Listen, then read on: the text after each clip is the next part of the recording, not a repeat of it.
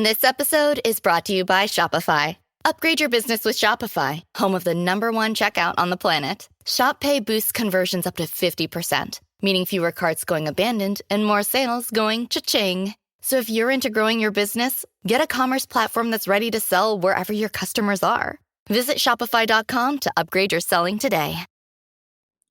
Há quem diga que esse homem tinha poderes sobrenaturais. Há quem diga que a sua atitude doentia era apenas reflexo dos monstros que tinham dentro da sua mente.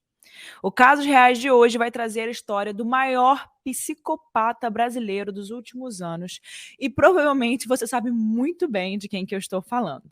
O episódio de hoje é sobre ele, o Lázaro. Vocês me pediram muito esse episódio, então aí vai esse episódio para vocês finalmente. Pronto, fiz o episódio do Lázaro. E aí, pessoal, tudo bem?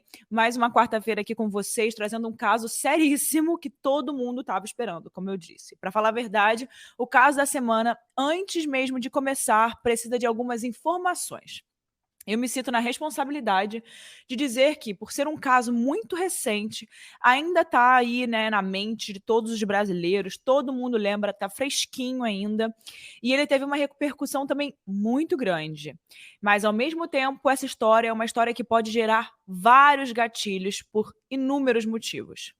Não é um episódio fácil e é importante a gente falar sobre isso aqui, porque o nosso podcast tem a preocupação de trazer todas as informações com muito cuidado e muito respeito, principalmente com tantas vítimas e suas famílias que serão mencionadas aqui, né, hoje nesse episódio. E é claro, respeito a vocês que escutam o nosso podcast, estão sempre aqui com a gente, né? Então, só reforçando, esse caso é um caso difícil e pode gerar gatilhos por conta de menções sobre abusos, violência, conteúdo sexual, como alguns outros aí que tem no Casos Reais, né? Não é nada muito diferente do que a gente posta aqui sempre. Mas antes da gente começar, eu vou deixar aqueles recados de quem já é fã do Casos Reais, já sabe sobre o que eu vou falar aqui hoje, mas que eu não posso deixar de fazer isso, tá? Vai lá no meu Instagram, @erica_mirandas, com S no final. Me marca que você está escutando aqui o podcast, que eu vou ver com mais facilidade vocês. Não deixe também de me mandar uma indicação de caso. Confesso que ultimamente estava de férias aí, então não estava olhando tanto o direct, mas agora eu vou voltar a ver. Eu estava lá no Brasil, vocês viram, estava passeando um pouco, que eu mereço também sou filha de Deus. Mas então é isso, também tem o Instagram do Casos Reais Oficial. E não deixem de compartilhar, de dar uma nota aqui no podcast. Tem como você dar uma nota em qualquer plataforma, tá bom? Então vamos para o caso da semana? Partiu! E esse é o caso do Lázaro Barbosa.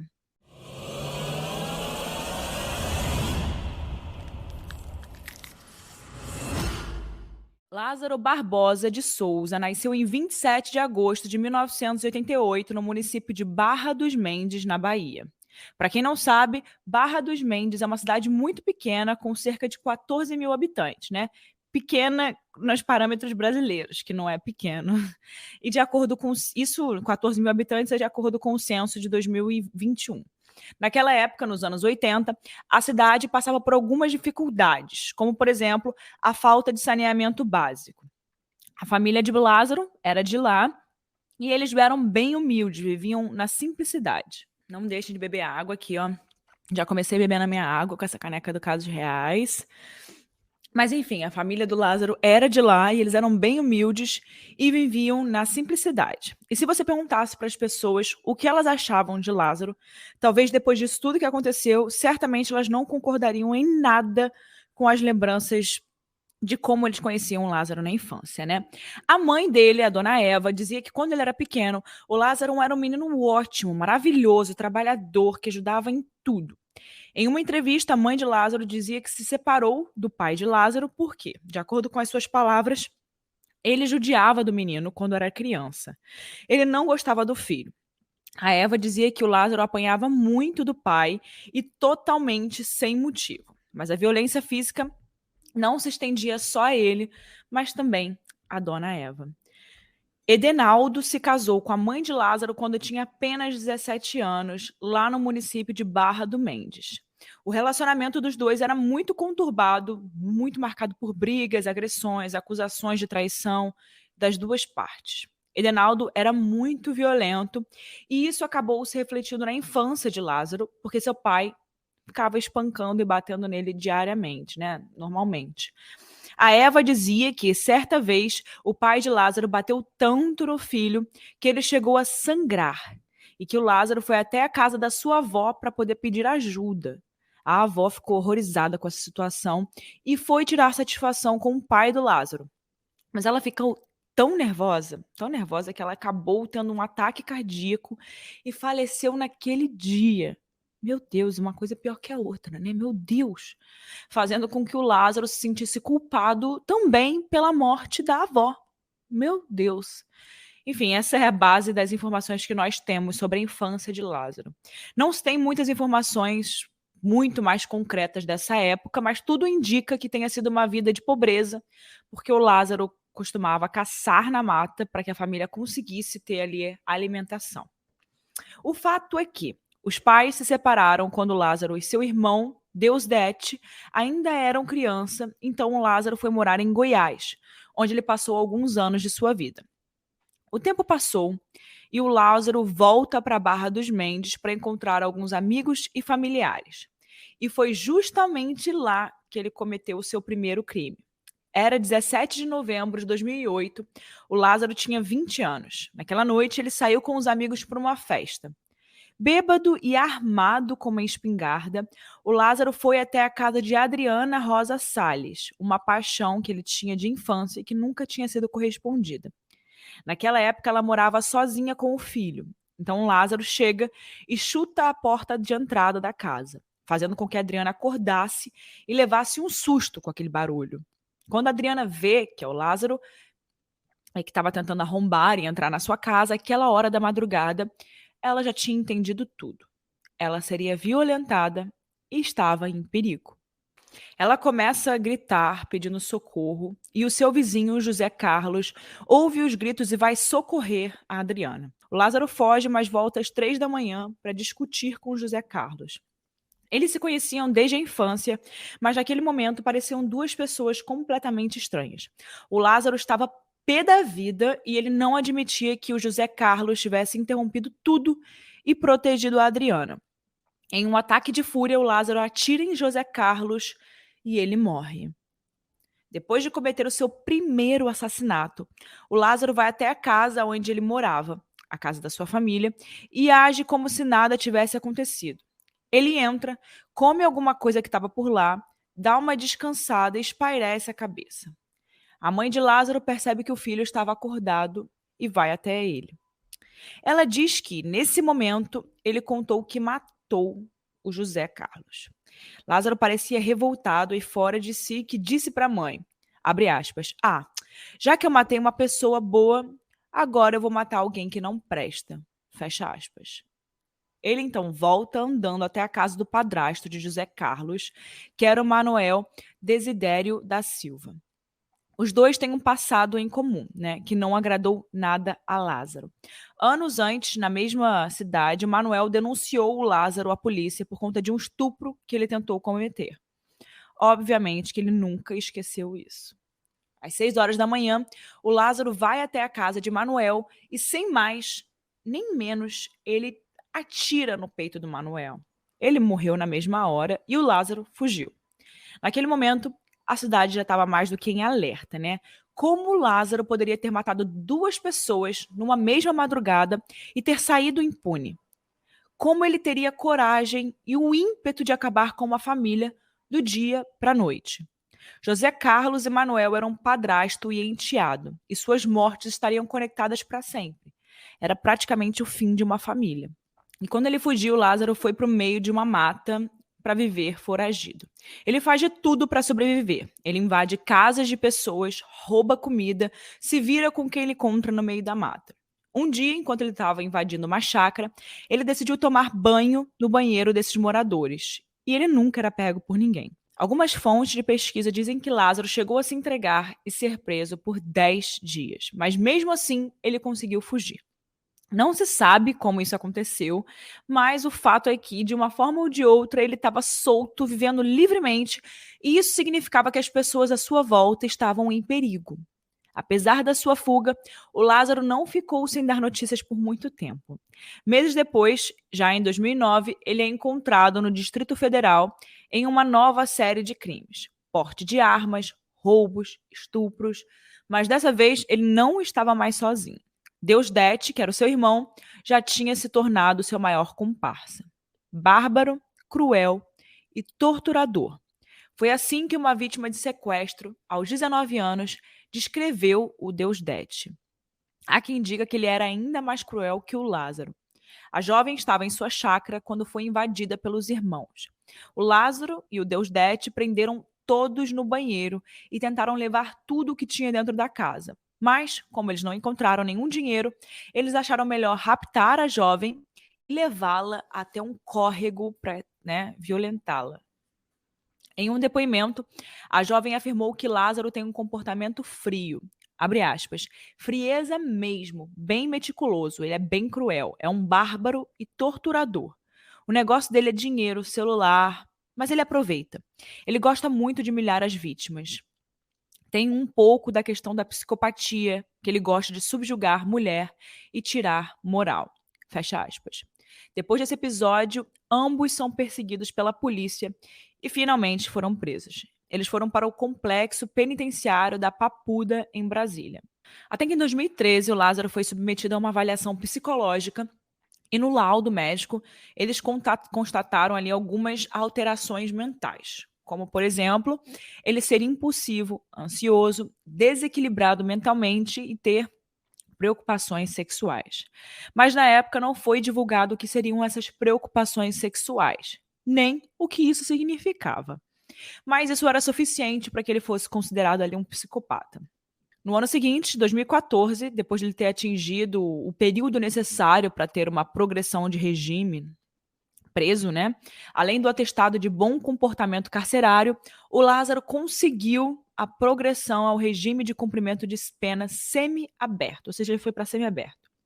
Mas, em 2016, 2 anos depois, ele aproveita a saída temporária de Páscoa para fugir novamente. Ele gostava de fugir, o negócio dele era fugir. Ele ficou 2 anos foragido, até que em 2018 ele foi recapturado no dia 7 de março e encaminhado para uma unidade prisional de Águas Lindas de Goiás. Mas adivinhem? No dia 23 de julho do mesmo ano, ele faz o quê? Foge mais uma vez, por conta de uma tentativa de fuga que foi realizada em massa pelos detentos. Os detentos se organizaram para fugir e planejaram absolutamente tudo. Mas a polícia descobriu e conseguiu deter. Mas adivinha quem foi a única pessoa que conseguiu sair de lá e despistar a polícia? Não preciso nem responder, gente? Ele mesmo, o Lázaro. No dia 31 de julho, 8 dias depois, o Lázaro foi visto por policiais, mas ele subiu numa moto e saiu em alta velocidade, fugindo mais uma vez. Ele acaba caindo na estrada, mas troca 79 disparos com a polícia e corre para a mata, despistando todo mundo que estava atrás dele, e ele escapa novamente. 1 ano e meio depois, em 8 de abril de 2020, o Lázaro é visto em Santo Antônio do Descoberto, em Goiás, em uma chácara onde viviam 4 idosos. Ainda que o Lázaro tentasse invadir a chácara, sem dar na telha, sem fazer barulho, o cachorro que vivia na casa começou a latir. E, obviamente, o Lázaro matou o cachorro, gente, com facadas. Ele rende um dos idosos com o mesmo facão que matou o cachorro e entra na chácara, encontrando os outros 3 idosos. E então ele pega um machado e começa a espancar cada um deles sem mais nem menos, e sem dó nem piedade. Depois disso, ele rouba alguns objetos da casa e foge mais uma vez, sem deixar nenhuma pista para onde ele poderia ter ido. Os idosos sobreviveram, mas ficaram com sequelas por causa da gravidade do ferimento, gente? Depois disso, não se teve mais nenhuma informação oficial sobre Lázaro até o dia 26 de abril de 2021, dia em que ele teria invadido uma casa em Sol Nascente, no Distrito Federal. Haviam 2 homens, uma mulher e 4 crianças. 8 horas da noite, o Lázaro entra no terreno, mas ele não esperava que a casa estivesse tão cheia, como eu falei para vocês, Então ele atira nos 2 homens que logo morreram e que é o jeito mais fácil dele conseguir né, acabar com a força da casa ali, entre aspas, porque são, né, pessoas mais fortes, naturalmente. No dia 17 de maio de 2021, mais uma chácara é invadida. Armado com revólver e faca, o Lázaro rendeu e prendeu em um quarto todos os homens da casa. Obrigou as mulheres a ficarem nuas e a cozinhar para ele. As semanas seguintes também são marcadas por assaltos, tiros, violência, estupro. Até que no dia 9 de junho de 2021, o Lázaro comete o crime que o torna conhecido por todo o Brasil. O criminoso invadiu um sítio em Incra, na cidade de Ceilândia, no Distrito Federal, matando Cláudio Vidal, de 48 anos, e seus 2 filhos, Gustavo Marques Vidal, de 21 anos, e Carlos Eduardo Marques Vidal, de 15 anos. Todos são mortos por tiros e golpes de faca. Ao mesmo tempo, a esposa de Cláudio e mãe dos meninos, a Cleonice Marques, conseguiu falar com seu irmão e avisar o que estava acontecendo ali dentro. Mas, antes que ele chegasse com a polícia até o local, o Lázaro já tinha fugido e levado Cleonice como sua refém. Isso porque o irmão, que tinha 43 anos, chegou apenas 10 minutos da troca de mensagem e ligou para a polícia imediatamente. Mesmo assim, não deu tempo. As polícias militar, civil e federal, bombeiros, cães farejadores estavam na busca de Lázaro e Cleonice. Eles começaram uma força-tarefa na esperança de encontrar a Cleonice Marques viva. Mesmo foragido, o Lázaro continuava roubando casas da região, espalhando ainda mais o medo pelas pessoas. Ele chega a roubar um carro e botar fogo nesse carro. Então, no dia 12 de junho de 2021, o corpo de Cleonice foi encontrado com sinais de abuso sexual. Cerca de 8 quilômetros de distância da sua propriedade, no meio da mata. Ela levou um tiro na cabeça e o impacto da bala arrancou uma das orelhas. Mas o Lázaro continua foragido. É impressionante como ele já é mestre, né? Ele é profissional em fugir, em desaparecer. Né? Até quando ele já estava preso, ele já estava conseguindo fugir dos policiais sempre e se escondendo a ponto de ninguém nunca encontrá-lo. Mais de 200 policiais formavam a base de busca por Lázaro. Todos estavam atrás dele e ainda assim ele invadia residências, fazia as pessoas de refém, recarregava a bateria do seu celular, gente. Olha isso. Deixa eu dar uma carguinha aqui, galera. Peraí. Deixa eu dar uma recarga aqui no celular. Enfim, ele chegou a tomar banho em uma das chácaras que ele invadiu e depois continuou a sua fuga pela mata de Cocalzinho de Goiás. No dia 15 de junho de 2021, o Lázaro faz de refém um casal e a filha deles. A menina manda mensagem para a polícia e eles chegam a tempo de surpreender o Lázaro. Muitos tiros são disparados, tanto do Lázaro quanto da polícia. Enfim, foi uma bagunça ali, foi tiroteio para tudo quanto era canto. E ele solta os reféns e mais uma vez conseguiu fugir para a mata. Ninguém sabia como ele conseguia fugir com tanta facilidade e se esconder no meio da mata dessa forma. Isso sempre acontecia e sempre era muito difícil de encontrá-lo. Tinha toda uma força-tarefa em volta disso, pessoas dedicando seu tempo e seus esforços para tentar encontrá-lo. Mas nada justificava o fato de Lázaro conseguir sobreviver à mata tão tranquilamente. Naquela época, algumas pessoas diziam que ele tinha poderes sobrenaturais. Começou a rolar, né, esse boato de que não era possível, ele tem que ter algum tipo de poder para conseguir se esconder assim. Enfim, gente, para mim é muito similar àquele primeiro caso daqui do podcast, né, o caso dos irmãos necrófilos de Nova Friburgo. Se vocês não escutaram, até recomendo que vocês voltem e escutem, é o primeiro caso. E me lembra muito, o Lázaro me lembra muito esse caso. Ele sabia se virar muito bem na mata. Então, assim, para ele a melhor coisa que podiam fazer era jogar ele na mata. Então não é poderes sobrenaturais. É só porque a gente não saberia se virar numa mata, né? A maioria das pessoas que estão ouvindo aqui não saberiam se virar numa mata. Então a gente acha aquilo, uou, meu Deus. Mas ele já estava acostumado com isso. Ele cresceu ali. Mesma coisa dos irmãos necrófilos. Eles sabiam muito bem se virar na mata. Não é ter poderes sobrenaturais. Só sabe fazer. Bom, o fato é que nesse ponto, nessa altura aí do campeonato, 250 policiais já estavam atrás dele. Agora a gente fala sobre as buscas pelo criminoso Lázaro Barbosa, que continuam. E enquanto o caso não chega a um desfecho, aumenta o nervosismo de quem mora na região. Nessa quarta-feira, um fazendeiro chegou a disparar contra uma pessoa não identificada que teria tentado entrar em sua propriedade. Infelizmente, continua. Eu não vejo a hora de prender esse cara, principalmente para parar com esse circo que a gente tem visto aí em várias partes do Brasil, em várias emissoras também. Eram 250 pessoas em busca de, uma pessoa. O advogado de Lázaro, que foi contratado pela mãe, colocou créditos no celular dele para que ele continuasse entrando em contato. O advogado queria que ele aceitasse uma negociação com a polícia e acabasse logo com todas aquelas buscas. O Lázaro já estava cansado de fugir, mas ele preferiria morrer do que se entregar. Até que um dia, o Lázaro estava ferido e decide ir até a casa da sua ex-sogra, a Isabel Evangelista, para pedir ajuda. Era o dia 28 de junho de 2021, alguns dias depois da sua última aparição.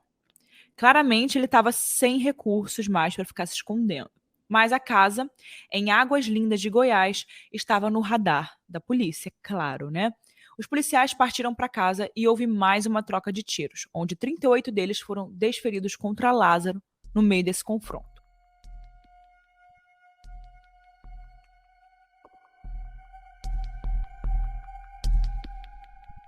No momento em que Lázaro chega na unidade de saúde, você vê que ele está na maca e é levado para o interior dessa unidade de saúde, né? Não sabemos aí se Lázaro ainda estava vivo ou não quando chegou ao hospital. Fontes dizem que não, Pedro. E finalmente chegava ao fim a história do maior psicopata brasileiro. Há quem diga que ele participava de uma seita de rituais satânicos. Há quem diga que ele era assassino de aluguel. O fato é, o Lázaro agia como jagunço e segurança, um executor de ordens. O governador de Goiás, Ronaldo Caiado, também falou na mesma linha. Ele não é um lobo solitário, tem uma quadrilha por trás, fecha aspas. Outro fato que reforçava essa teoria foi que eles encontraram dinheiro no bolso do Lázaro, cerca de R$ 4.400. Provavelmente, esse dinheiro seria utilizado para ele conseguir sair de Goiás, já que não tinha interesse na rede, né, que o acobertava, que ele fosse preso e entregasse a galera, né, os comparsas. Além de tudo isso, na sua mochila tinham remédios, alimentos e muita munição. O Lázaro também estava com a barba feita e usava um agasalho da Polícia Militar do Distrito Federal ali para se camuflar, né? Porque aí talvez ele passasse despercebido. Enfim, você acredita nessa teoria aí, que ele poderia não estar agindo sozinho, que tinha outras motivações por trás, teriam outras pessoas por trás? Ou você acha que ele é só realmente um psicopata brasileiro, um serial killer brasileiro? O que você acha? Mas você deve estar se perguntando, e a família do Lázaro? O que aconteceu com eles? A nossa roteirista Hannah foi atrás dessa informação e gravou aqui um áudio para vocês. Vamos escutar? E aí, ouvintes do Casos Reais, tudo bem? Aqui quem tá falando é a Hannah e hoje eu vou trazer para vocês algumas informações que a gente encontrou em relação à família do Lázaro. Bom, vamos começar pelo pai dele.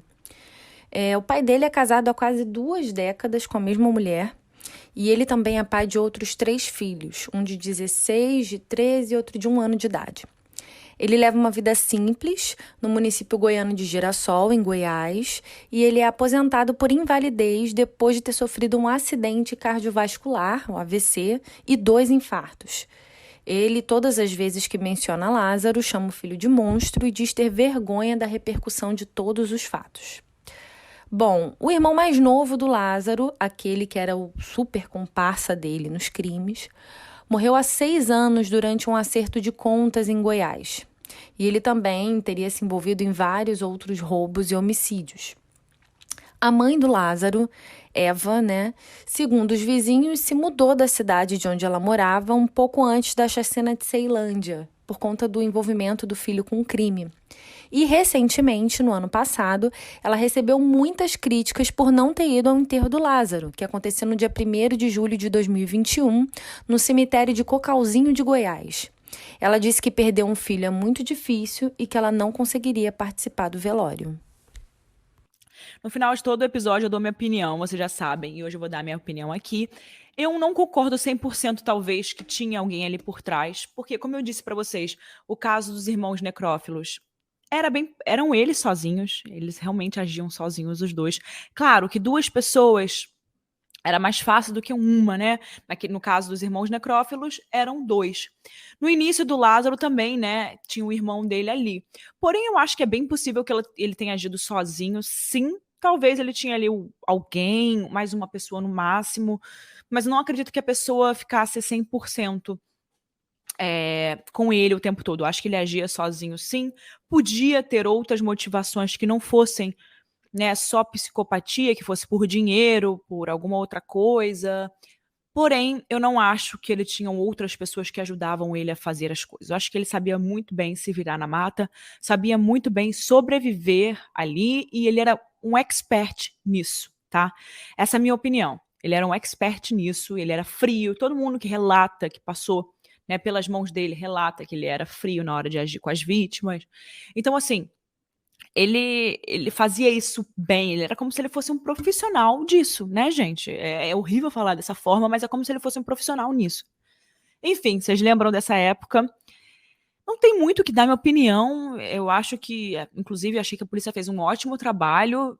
Foi demorado, foi demoradinho ali, demorou um pouquinho, mas assim, a força-tarefa foi muito grande, foi muito legal, foi muito bem feita por eles. Eu lembro do dia que todo mundo conseguiu, né, que ele foi pego e todo mundo ficou naquele ufa, até que enfim, né, finalmente o Lázaro foi pego, porque ninguém mais aguentava aquela agonia de ligar a TV todo dia, de ver os jornais todo dia, e o Lázaro ainda tá por aí, né, eu fico imaginando quem morava, né, quem mora naquelas redondezas, naquela região. Me contem se você tá aí escutando casos reais e você mora muito perto de onde tudo isso aconteceu, como foi? Cara, eu vou adorar trazer aqui colocar no próximo episódio, né, alguém que me mandou o áudio, que falou como é que foi naquela região, naquela época. Eu ia adorar ver isso, gente. Por favor, me mandem. Nós deixamos aqui nosso sentimento às famílias que sofreram nas mãos do Lázaro e sentimos muito por todas as vítimas que a gente falou aqui. Eu queria saber de vocês, ouvintes aí do Casos Reais, o que vocês acharam desse episódio. Comenta lá nos stories, também tem aqui embaixo, você consegue responder aqui embaixo, que eu quero muito saber da sua opinião. E te vejo na próxima semana com mais um caso.